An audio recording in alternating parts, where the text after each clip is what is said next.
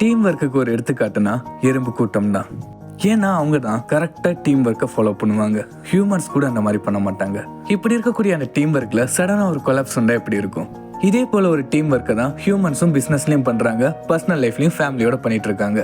இப்படி அந்த team work பண்ணிட்டு இருக்கும்போது சடனாக ஏதாவது ஒரு கொலாப்ஸ் ஆச்சுன்னா அந்த டீமே டோட்டலாக ஸ்பாயில் ஆயிரும்.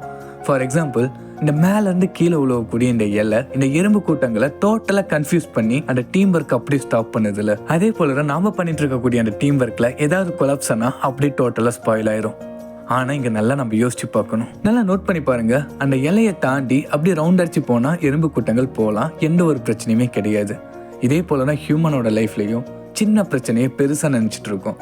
அது கண்டுக்காம ஒரு நல்ல டீம்மேட் கிடைச்சா அவங்களோட குட் கைடன்ஸ்ல எவ்வளோ பெரிய ப்ராப்ளமே வந்தாலும் அப்படியே ஈஸியாக ஃபேஸ் பண்ணி நம்ம நெக்ஸ்ட் ஸ்டெப்புக்கு போய்கிட்டே இருக்கலாம். இதோ இந்த வீடியோவில் தெரியுற இந்த ஒரு எறும்போட கைடன்ஸ் போல இருக்கிற பெரிய பிரச்சனையை பெருசாக கண்டுக்காம சின்னதாக கைடன்ஸ் பண்ணி நம்ம கூட்டிட்டு போனாவே டீம் சூப்பராக ஒர்க் பண்ணும்.